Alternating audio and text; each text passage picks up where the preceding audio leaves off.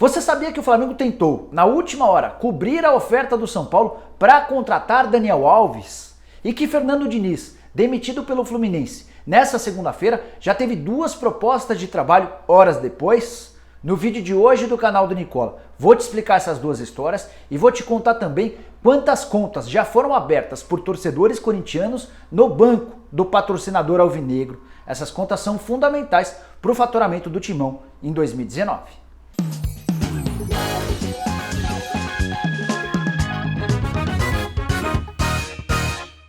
Fala aí pessoal, eu sou o Jorge Nicola e antes de começar a falar sobre Daniel Alves, Fernando Diniz e o patrocínio do Corinthians, queria dar uma dica para quem está afim de trabalhar com o futebol. Eu tenho um amigo que se chama Fábio, ele é mais conhecido como Netuno, referência na área de trader esportivo no Brasil e no exterior.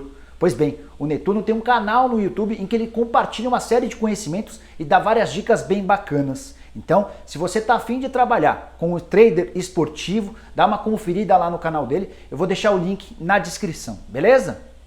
Partindo direto para o primeiro assunto, Fernando Diniz. A menos que você tenha ficado completamente desligado do mundo virtual nessa segunda-feira, você já sabe que o Fernando Diniz foi demitido do Fluminense. Tudo por causa da derrota para o CSA no domingo, em pleno Rio de Janeiro.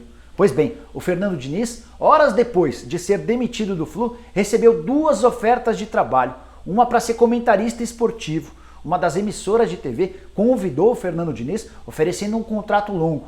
O Fernando Diniz disse não. Horas mais tarde, outro convite, aí de um clube grande. O Santos, por meio do presidente José Carlos Pérez, entrou em contato com o Fernando Diniz com o convite de que ele assumisse todas as categorias de base do Peixe. A ideia é que o Diniz fosse responsável por cuidar do sub-11 ao sub-20, criando um padrão de jogo extremamente ofensivo para que, quando esses atletas chegassem ao time profissional, eles já tivessem o conceito e o DNA ofensivo do Peixe. O Fernando Diniz agradeceu a oferta santista, assim como havia feito com o canal por assinatura, e disse que quer ser treinador de futebol. Até por isso, não poderia aceitar essa possibilidade. O Atlético Paranaense, no começo da temporada, chegou a oferecer algo parecido ao Diniz, com o detalhe de que, depois de comandar as categorias de base por um determinado período de tempo, o Diniz assumiria o time principal, até porque ele já teria trabalhado com vários dos atletas que estariam integrando o profissional. Para contar um pouquinho dos bastidores da demissão do Fernando Diniz, é preciso lembrar que o Celso Barros,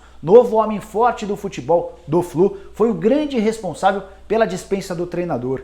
Ele entendia que o Fernando Diniz não conseguia entregar resultados e que os métodos de trabalho dele eram muito ofensivos para o Fluminense atual. Mas, internamente, os jogadores discordaram da demissão do Diniz, entendendo que ele era responsável por fazer o time jogar muito bem e criar uma série de oportunidades. Infelizmente, para o torcedor tricolor, a bola por lá não tem entrada.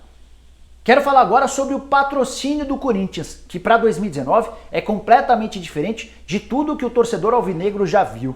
O Corinthians tem direito, em contrato, a 12 milhões de reais por temporada com o patrocínio com o Banco BMG. Mas há no contrato entre Corinthians e BMG uma cláusula que prevê uma série de bônus variáveis que garantiriam outros milhões ao Timão. Isso depende única e exclusivamente do torcedor. Nas contas da diretoria alvinegra, o clube pode ganhar até mais 10 milhões de reais por temporada se tiver um enorme contingente de torcedores corintianos abrindo conta no BMG e movimentando dinheiro por lá. O presidente André Sanches chegou a dizer que tinha a convicção de que 200 mil contas seriam abertas por torcedores corintianos e que a partir daí o Corinthians praticamente conseguiria dobrar aqueles 12 milhões de reais combinados em contrato. Mas, depois de 5 meses do lançamento desse programa, o número até agora é bastante acanhado. Foram apenas 16 mil contas abertas por corintianos, bem distante até das 60 mil contas que o Timão precisa para começar a faturar algum dinheiro.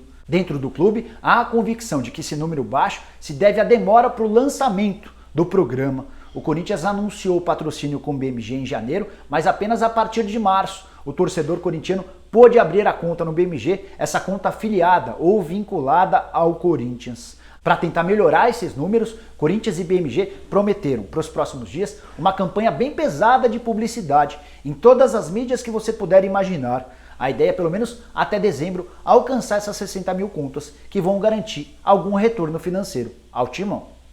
Quero falar agora sobre Daniel Alves, que estreou com a camisa do São Paulo no último domingo, fazendo o gol da vitória contra o Ceará. Mas o Daniel poderia ter optado por jogar no Flamengo. Informação de bastidor bem interessante que eu quero dividir com você que é inscrito aqui no canal do Nicola. Uma pessoa do São Paulo, da minha confiança, horas depois da ótima estreia do Daniel, me confidenciou que o jogador teve proposta para jogar no Flamengo. E não foi qualquer proposta. Quando o São Paulo e o Daniel encaminhavam um acordo, o Flamengo tomou conhecimento dessa situação e cobriu a oferta tricolor. Vou dizer mais, além de pagar tudo aquilo que o São Paulo havia prometido, o Flamengo ainda topou acrescentar dinheiro. O Daniel Alves é hoje o jogador mais bem pago do futebol brasileiro. Fiz um vídeo, vou deixar o link aqui, sobre os atletas, os 17 jogadores que mais ganham no Brasil. O Daniel fatura R$1,5 milhão por mês no São Paulo. O Flamengo se dispôs a cobrir esse R$1,5 milhão mensal com direito a um plus, um bônus, que ele receberia por mês de contrato. O Daniel até apresentou essa proposta para o São Paulo, garantindo que não queria R$1 a mais. Era apenas para dizer que o Flamengo foi um dos interessados, um dos últimos a tentar sua contratação antes da assinatura com o tricolor. E essa lista de clubes que rivalizaram com o São Paulo na tentativa de fechar com o Daniel Alves é das mais extensas. Na Espanha, por exemplo, foram 6 interessados. Entre os times que brigam na parte de cima da tabela, ele só não teve propostas de Barcelona, Real Madrid e Atlético de Madrid. Na Itália, além da Juventus, outras 2 equipes da primeira divisão do futebol italiano também se interessaram. O Daniel Alves ainda foi consultado por 2 times da Premier League, um da China, outro do Japão e um da Arábia Saudita. Mas a ideia de voltar ao Brasil para jogar no time do coração acabou falando mais alto. E o Daniel Alves assinou com o tricolor por 3 temporadas. Bom, eram essas as informações que eu tinha para passar para você. Espero que você tenha curtido o vídeo e dê um like por aqui. Quem ainda não se inscreveu no canal, se inscreve agora mesmo, acione o sininho, assim você é notificado toda vez que eu fizer um vídeo novo ou uma live. E eu queria muito que você usasse o espaço para comentários para deixar pergunta, sugestão, a sua opinião sobre tudo que eu falei aqui nesse vídeo. Beleza? A gente se vê numa próxima. Um abraço!